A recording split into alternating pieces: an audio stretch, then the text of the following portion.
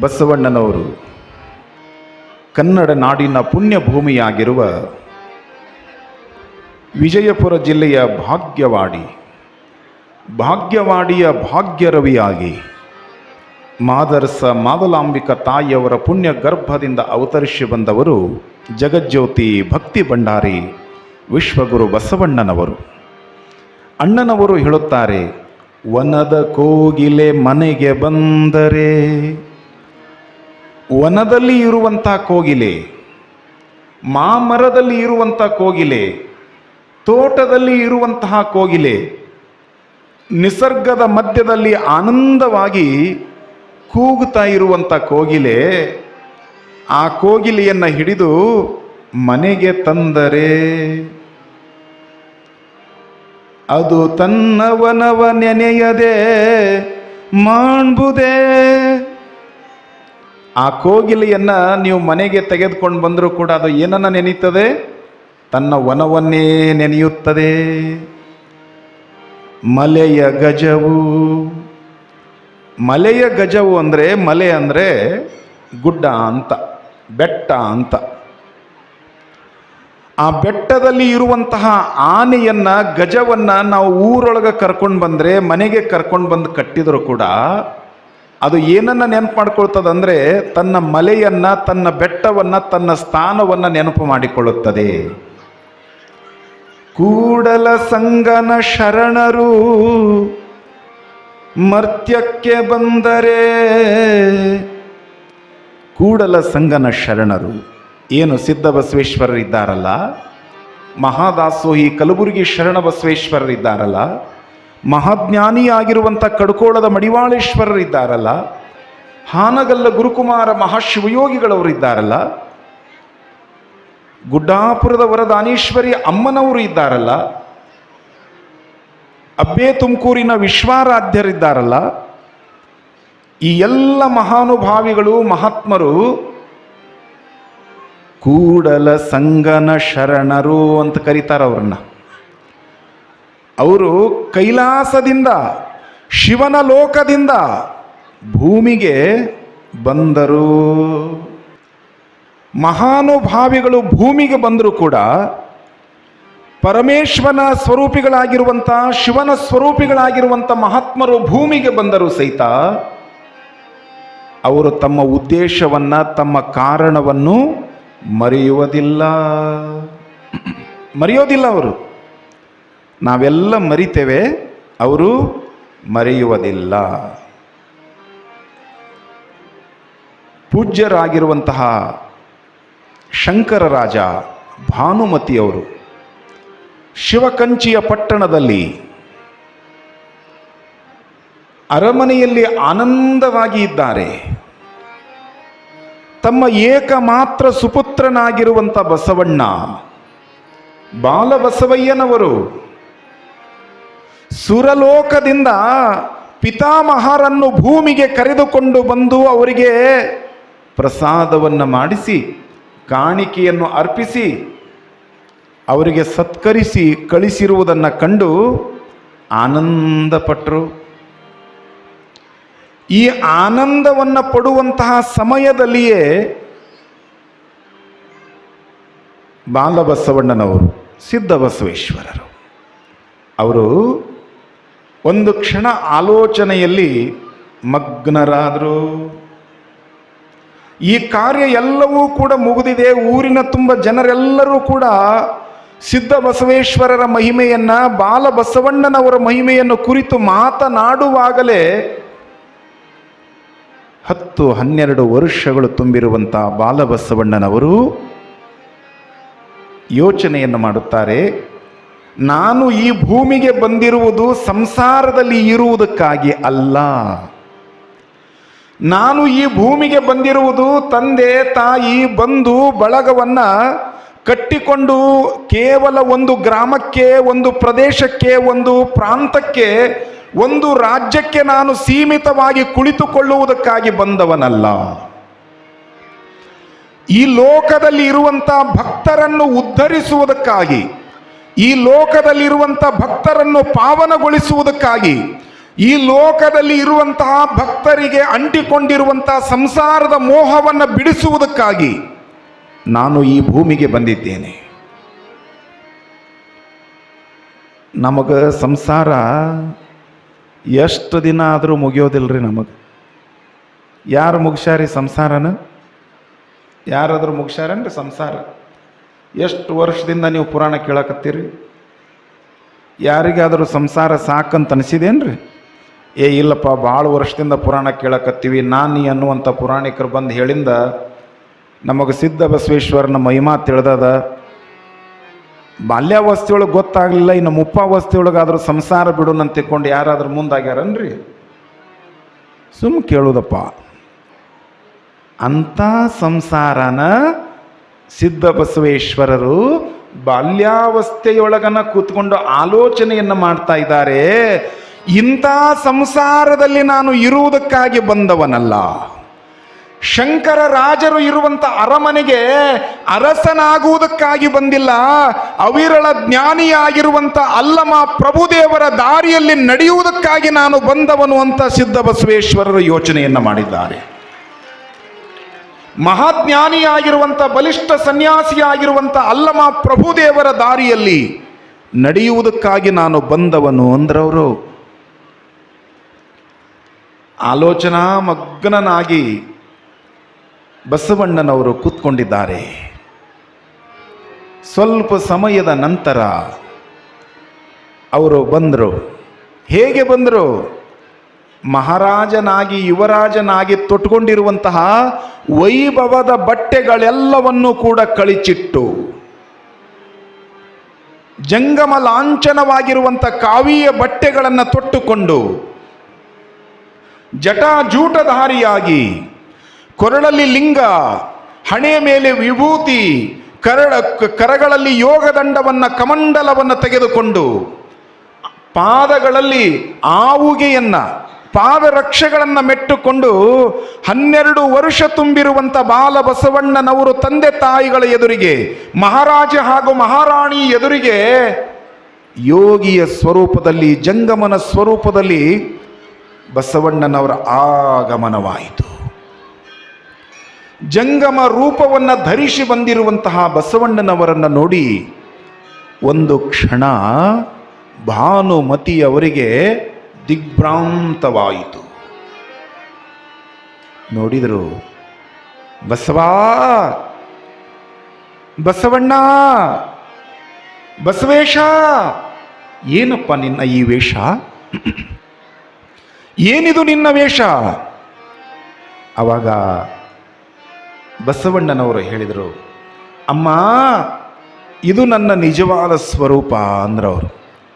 ಇಷ್ಟು ದಿನಗಳವರೆಗೆ ನಾನು ಇದ್ದೀನಲ್ಲ, ಅದು ನನ್ನ ಸ್ವರೂಪವಲ್ಲ, ಇದು ನನ್ನ ನಿಜವಾದ ರೂಪ, ಇದು ನನ್ನ ನಿಜವಾದ ಸ್ವರೂಪ, ಇದು ನನ್ನ ನಿಜವಾದ ವೇಷ ಅಂದರೆ, ಅಮ್ಮ, ಈ ಭೂಲೋಕಕ್ಕೆ ಶಿವ ನನ್ನನ್ನು ಕಳಿಸಿದ್ದು, ನಾನು ಬಂದಿರುವುದು ಭೂಲೋಕದಲ್ಲಿ ಇರುವಂತಹ ಭಕ್ತರನ್ನು ಉದ್ಧಾರ ಮಾಡಿ ಮತ್ತೆ ಶಿವಮತವನ್ನ, ಶಿವತತ್ವವನ್ನ, ಅಣ್ಣ ಬಸವಣ್ಣನವರ ಅನುಭವದ ವಿಚಾರಗಳನ್ನು ಸ್ಥಾಪನೆ ಮಾಡುವುದಕ್ಕಾಗಿ ನಾನು ಈ ಭೂಮಿಗೆ ಬಂದಿದ್ದೇನೆ ಅಮ್ಮ, ಸಂಸಾರದಲ್ಲಿ ಇರುವುದಕ್ಕಾಗಿ ನಾನು ಬಂದಿಲ್ಲ ಅಂದ್ರವರು.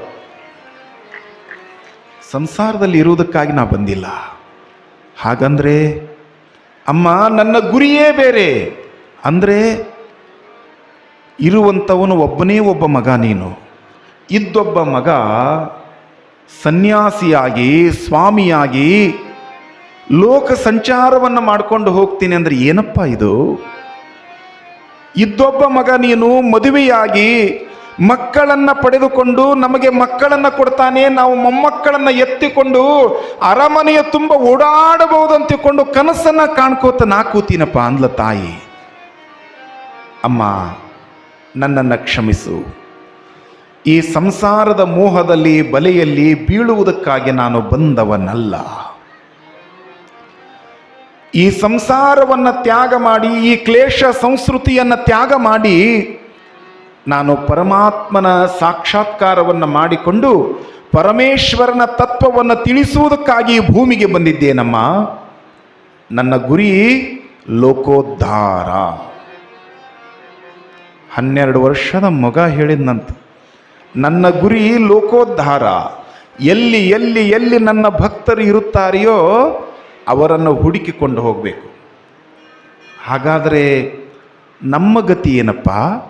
ನಿನ್ನನ್ನು ಬಿಟ್ಟು ನಾವು ಬದುಕುವುದು ಹೇಗೆ ಅಂದ್ಲು ತಾಯಿ. ಇಷ್ಟು ಜನ ತಾಯಿಯಂದ್ರದಿರಿ, ಇಷ್ಟು ಜನ ಗಂಡ್ಮಕ್ಳಿದಿರಿ, ನಿಮಗೆ 2-2, 3-3 ಮಕ್ಕಳು ಇರ್ತಾವೆ.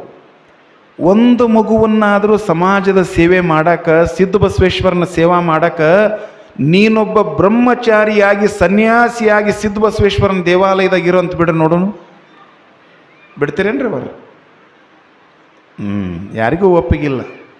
ಇನ್ನು ಇರುವಂಥ ಒಬ್ಬ ಮಗ ಮಹಾರಾಜನಾಗಬೇಕು, ಯುವರಾಜನಾಗಿ ಮಹಾರಾಜನಾಗಬೇಕು. ಶಿವಕಂಚಿ ಪಟ್ಟಣದಲ್ಲಿರುವಂತಹ ಶಂಕರ ರಾಜರ ಅರಮನೆಗೆ, ಶಂಕರ ರಾಜರ ಪ್ರಾಂತಕ್ಕೆ, ಶಂಕರ ರಾಜರು ಕಟ್ಟಿರುವಂಥ ಸಾಮ್ರಾಟಕ್ಕೆ ಮಹಾ ಸಾಮ್ರಾಟನಾಗಬೇಕಾಗಿದೆ ಬಸವಣ್ಣ.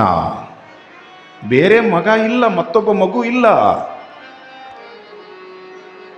ಇರುವಂಥ ಒಬ್ಬ ಮಗ ಸನ್ಯಾಸಿಯಾಗ್ತೀನಿ ಅಂದಾಗ ತಾಯಿ ಭಾನುಮತಿ ಕುಸಿದು ಕೆಳಗೆ ಬಿದ್ದಳಂತೆ.